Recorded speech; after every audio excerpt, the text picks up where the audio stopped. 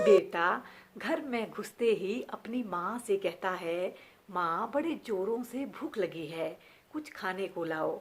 तो माँ कहती है कि बेटा सुबह ही तो कहा था कुछ ले जाने के लिए। तो बेटा कहता है कि ज़्यादा ज्ञान मत दिया करो, जितना कहते हैं उतना किया करो। इतना कहकर वो अपने कमरे में चला जाता है। जैसे ही वो अपने कमरे में जाता है तो माँ कुछ बनाकर उसके कमरे में जाती है और वो देखती है कि बेटा सो चुका होता है। तो अपने बेटे को वो जगाकर कहती है कि बेटा उठ जाओ, खाना खा लो, फिर तुम सो जाना। तो बेटा गुस्से में चिल्लाता है और कहता है कि आपको दिख नहीं रहा है कि मैं सो गया हूँ, तो सो जाने दीजिए। वैसे ही मेरा मूड खराब है और आकर तुम और ज़्यादा खराब कर रही हो। उतने में घंटी बजती है तो माँ दरवाजे के पास दौड़कर जाती है। सामने देखती है तो उनकी बेटी होती है। तो वो अपनी बेटी से पूछती है कि बेटा आज एग्ज़ाम कैसा हुआ। तो बेटी कहती है कि बहुत ख़राब हुआ। तो माँ कहती है चल कोई बात नहीं, अगली बार ठीक कर लेना। तो बेटी को बहुत गुस्सा आ जाता है और वो कहती है कि जो खराब हो चुका है वो अगली बार कैसे ठीक होगा। इतना कहकर वो गुस्से में अपनी माँ को कहती है कि प्लीज़ आप यहाँ से चले जाओ। तो शाम को जैसे ही उनके पतिदेव आते हैं वो अपने पति से बात करने की कोशिश करती है।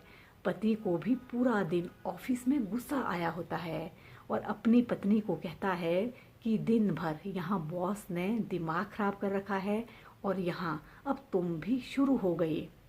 वास्तव में वो कई सालों से यही सब सुनती आ रही थी, क्योंकि वो सबका पंचिंग बैग जो बनी हुई थी।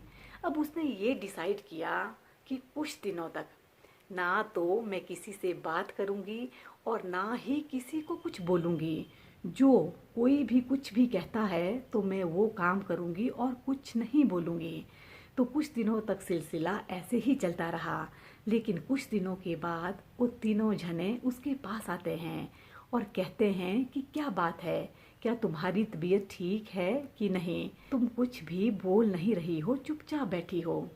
तो कुछ देर चुप रहने के बाद वो कहती है कि तुम लोगों ने मुझे पंचिंग बैग समझ रखा है, मैं भी तो पूरा दिन मेहनत करती हूँ, तुम लोगों का इंतज़ार करती हूँ और तुम लोग जो भी आते हैं मुझ पर अपना गुस्सा उतार कर चले जाते हैं।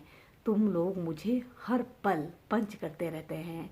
तो उन तीनों को अपनी गलती का एहसास हो जाता है और वो तीनों उसे माफ़ी मांग लेते हैं। लेकिन वास्तव में एक औरत जिस पर पूरा घर टिका होता है और जो दिन भर सबकी ज़रूरतों को पूरा करने में लगी रहती है, उसकी अहमियत को कोई नहीं समझता और सब उसको पंचिंग बैग ही समझते हैं। आपकी इस बारे में क्या राय है? ज़रूर कमेंट बॉक्स में कमेंट करके बताइएगा।